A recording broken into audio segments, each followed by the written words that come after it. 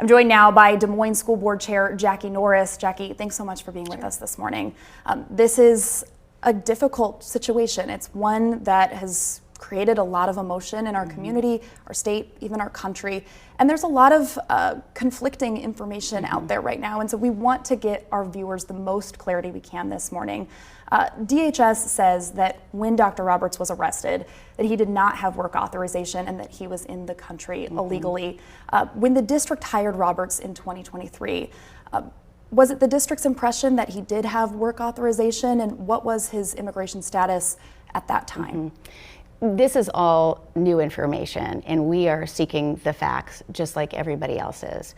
When the superintendent was hired, I was not board chair, but we retained a search firm, did the background check, just like the state of Iowa and Governor Reynolds and the Board of Educational Examiners did their license check. And so we followed all of the proper procedures, and now we have to wait for the facts to unfold, because it seems that there's not legitimacy around that right now.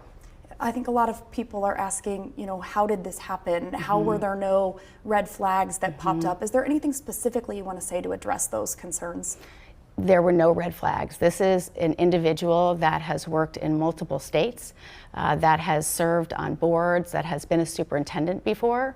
And so we followed all of the steps in the process, and now I think we have to wait for the facts.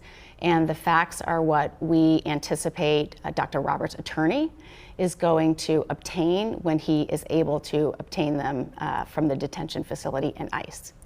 Is there anything that could potentially change going forward in how the district vets employees? There is not, because we followed the process. Is there potential discrepancies, though, in what that process brings up? I mean, is there more potentially in the future to do on those background checks, or different types of background checks, or coordination with the federal government? I think this is sparking a far broader conversation than just Des Moines Public Schools. And I think it's really important to point that out, because citizenship is clearly so complex. And so the thing that I think is really important to remember, and I say this because I know our students are watching this, we've got 30,000 students that are going to return through our doors on Monday. And I want to make sure people understand that as the citizenship process works its way through, we also have to assure that, these are human beings. And so two things can be true at the same time. And so as we're having these conversations, it's important that, yes, the citizenship process, we need information, right? It is not acceptable, and we cannot allow that to happen. So we need to find out why, just like I'm sure, Governor Reynolds and the state is trying to figure out why, because we both are in the same situation.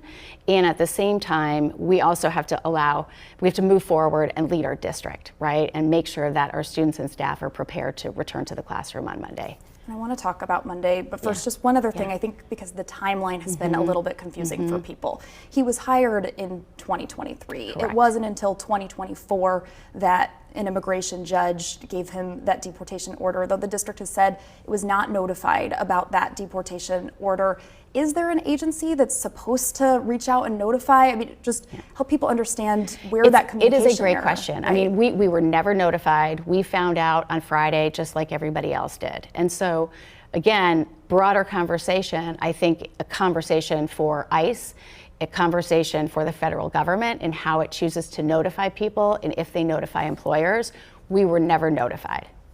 Now, as you've brought up, our students are watching. This has been an emotional moment for the community. Students are going to be returning to classes on Monday. What do parents and students need to know? Yeah, so I'm so proud of our interim superintendent, Matt Smith. In partnership with him, we directed that regular communication goes to parents, goes to staff. He's convened the staff already. And the messages that we want to make sure is that parents are comfortable having conversations with their child about this, and that teachers are too. And look, I think what we have to remember is that through the lens of children, this is somebody that they saw in their classrooms that was sparking energetic conversations in their classrooms. And so we have to make sure to acknowledge that Dr. Roberts is a human being, and at the same time, there are discrepancies in his citizenship status that we are navigating through. Yeah, We know that there may be some walkouts planned in DMPS high schools. What is the plan for the district to handle potential protests as they pop up this week? Yep, so the staff has had that conversation, and it's important to balance, right, creating the conditions for learning and also freedom of speech. And so I feel very confident in the staff's ability to navigate those two things, and they're prepared to do so. Now, I know in your conversations about this, during press conferences and things, you've noticed acknowledged the contributions that Dr. Roberts has made in his more than 2 years of leadership in the district. We had him on Close Up recently talking about the Reimagining Education bond referendum. There's a $265 million bond referendum that will go before voters in November. He was, a big part of spearheading that. Where does that stand right now? Yeah, I think it's important to remember that Reimagining Education was actually catalyzed by a big board vision to think differently about education. And our community informed that, our teachers informed that, our staff and students informed that. And so our job is to take this big vision and continue to move it forward. And so we move forward as planned. We assure people that we have a plan. We are excellent stewards of taxpayer dollars, and our kids need it. This is about our kids. This is an investment in our children.